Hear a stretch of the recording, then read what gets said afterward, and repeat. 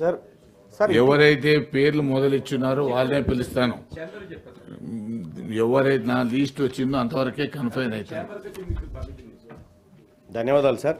Sir ఇటీవల కాలంలో సంధ్యా theatre దగ్గర జరిగినటువంటి తొక్కిసలాటలో ఒక ఏది సినిమాకి సంబంధించినటువంటి ఏదో షో వేస్తే బెనిఫిట్ షో వేస్తే అక్కడ జరిగిన తొక్కిసలాటలో ఒక మహిళ చనిపోవడం జరిగింది సార్. అలాగే ఆ మహిళకు సంబంధించినటువంటి కొడుకు సావు బతుకుల మధ్య కిమ్స్ హాస్పిటల్లో కొట్టుమిట్టాడుతా ఉన్నాడు సార్. నేను నిన్న అక్కడికి వెళ్ళి ఆ అబ్బాయిని పరామర్శించడం జరిగింది సార్. అసలు ఈ బెనిఫిట్ షోల వల్ల ఈ రాష్ట్ర ప్రభుత్వానికి సార్ ఏమొస్తుందో పక్కకు పెడితే ఇటీవల కాలంలో బదనాం ఎక్కువైపోయింది సార్.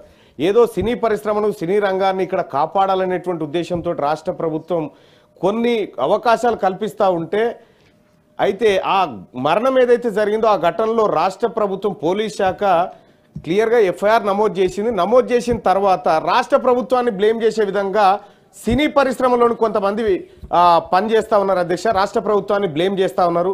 ముఖ్యమంత్రి గారిని అలాగే పోలీస్ వ్యవస్థను కించపరిచే విధంగా మాట్లాడుతూ ఉన్నారు అధ్యక్ష.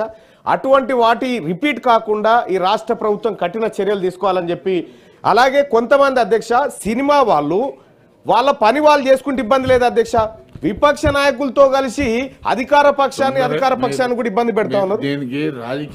లేదు సార్, రాజకీయం కాదు సార్, రాజకీయం కాదు సార్, ఇక్కడ రాజకీయమే లేదు సార్. ఈ రాష్ట్ర ప్రభుత్వాన్ని బ్లేమ్ చేసే విధంగా కుట్రలో వాళ్ళు భాగస్వాములు అవుతున్నట్టుగా మాకు అనుమానం ఉంది. దాన్ని పూర్తిగా ఎంక్వైరీ చేయమని చెప్పి రాష్ట్ర ప్రభుత్వాన్ని రిక్వెస్ట్ చేస్తాం. తాతామది గారు.